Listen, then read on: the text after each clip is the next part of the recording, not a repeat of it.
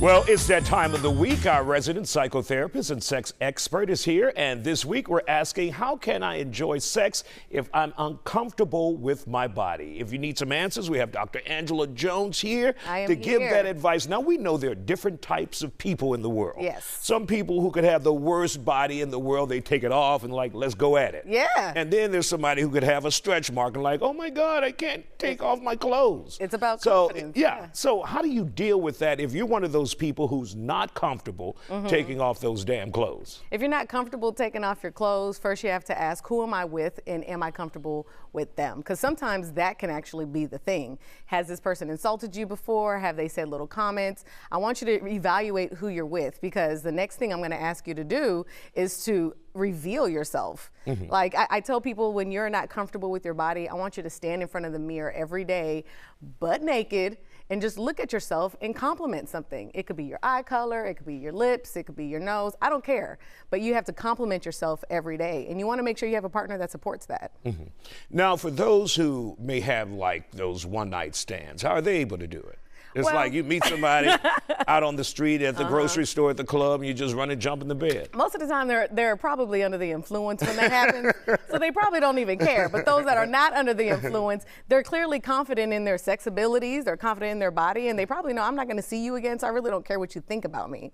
So, it just really depends on what state of mind they're in, but usually they're not in the right state of mind. And what about for your own personal, gratification, where if you feel like you may be overweight or too thin, should you take the time and work on yourself also? Yes. The thing, you know what you don't like about yourself, but there's some things you can't change. So like if you're dealing with stretch marks, there's not really much you can do about that. There's some creams you can use, but that takes time. But if it's something like a real damn man worried about those stretch marks. That's what I'm saying.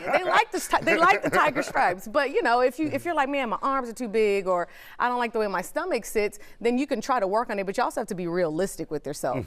And when it comes to the bedroom, you have to know what you're good at, and whatever you're good at, focus on that, and everything else doesn't even matter. Because as long as you're like, hey, I'm really good at making sure I give massages. I'm being PG. I give massages, I will give one hell of a massage and make sure that everything else that happens after, they won't even look at you, because they'll be thinking about the massage. So focus on what you're good at.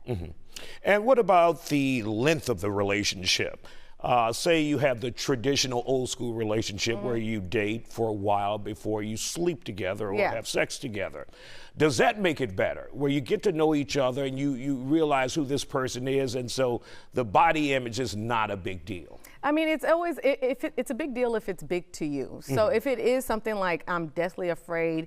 But I mean, knowing someone over a period of time, does that help though? Because you feel comfortable with that person despite not being completely satisfied with the way you look. Yeah, the length of time you're with somebody does help, because you're actually able to talk to them about the things that you're nervous about or you may be uncomfortable about, and they'll be able to reassure you in that. So the longer you know somebody, the more you'll feel less, the less you'll feel judged. If you start earlier in the relationship, starting with sex, which is fine, just know that you don't really know what their reaction is. You may not have that unconditional love or unconditional like that you may want. All right, Dr. Angela Jones, we thank you for another enlightening conversation. If you need some help, don't hesitate to reach out to Dr. Jones, who's always accepting new clients. You can find more by visiting her website, angelajonesphd.com.